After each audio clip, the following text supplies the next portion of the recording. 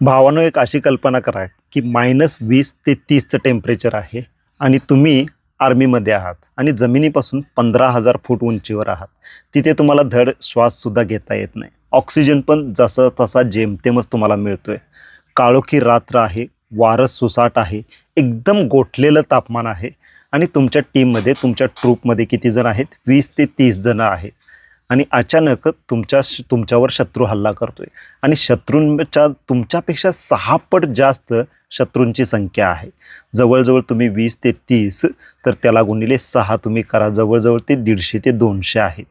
अशावेळी तुम्ही कोणत्या थरापर्यंत जाल आपल्या मायभूमीसाठी लढण्यासाठी?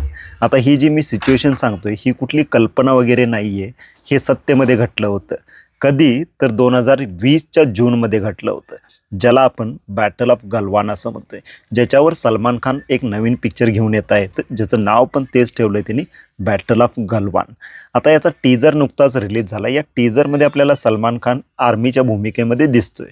पण सगळ्यात महत्त्वाचा मुद्दा हा आहे की या बॅटल म्हणजे हे जे युद्धपट आहे, या युद्धपटाच्या टीजरमध्ये बघितलं आपल्याला कळतं की सलमान खान हे आर्मीवाले आहेत आणि त्याच्या हातामध्ये एक लाकूड आहे किंवा एक फांदी अशी वाळलेले लाकडाचा होंडका दिसतोय आपल्याला. बंदूक, तोफ, बॉम्ब असलं काहीच दिसत नाही. हे असं का? आता कित्येकशा लोकांच्या मनात हे आलं असेल किंवा आत्तापर्यंत आपण जे आर्मीवाले पिक्चर बघितलेत किंवा जे युद्धपट बघितलेत त्याच्यामध्ये आपल्याला बंदूक ही म्हणजे कंपल्सरी असते, ही एक मॅन्डेटरी वेपन असल्यासारखं असतं. पण या बॅटलमध्ये काय झालं होतं की 1960 नाही, जवळजवळ 1990-96च्या दरम्यान भारत आणि चीन या दोन्ही राष्ट्रादरम्यान एक ट्रीटी साईन करण्यात आली होती. ट्रीटी म्हणजेच काय? दोघांनी मिळून एक म्युच्युअल अंडरस्टँडिंगचा करार केला होता आणि तो करार असा होता की जी लाईन ऑफ ॲक्च्युअल कंट्रोल आहे, जी LAC म्हटलं जातं, त्या एरियामध्ये किंवा त्या भागामध्ये सीमारेषेवर दोन्ही देश कोणताही दारूगोळा किंवा एक्सप्लोजिव्ह वापरणार नाहीत आणि याच्यावर दोन्ही देशांनी ॲग्री केलं होतं. म्हणजे समंजसपणे करार केला होता. त्यामुळं दोन्ही देशाकडच्या कोणत्याही काय म्हणतो आपण याला, सोल्जर्सनी एक्सप्लोजिव्ह वापरले नव्हते या बॅटलमध्ये.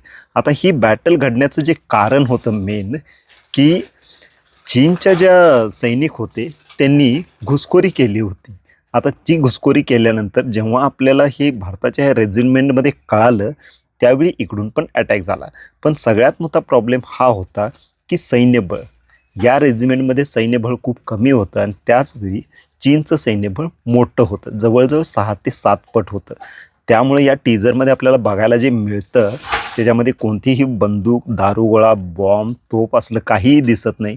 कारण त्याच्यामागचं कारण हेच होतं, ही म्हणजे झालेली ट्रीटी.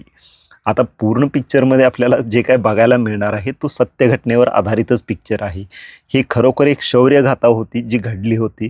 आता सलमान खान त्याला पडद्यावर घेऊन येत आहेत, बघूया ते कसं बनते. पण हा टीजर बघितल्यानंतर तर एवढं वाटतंय की सलमान खान हा रोल व्यवस्थित पार पाडू दे म्हणजे झालं. कारण याच्या आधी मला तर सुलतान नंतर त्यांचा कोणता चांगला पिक्चर असा भावलेला मला तर पर्सनली नाही आहे.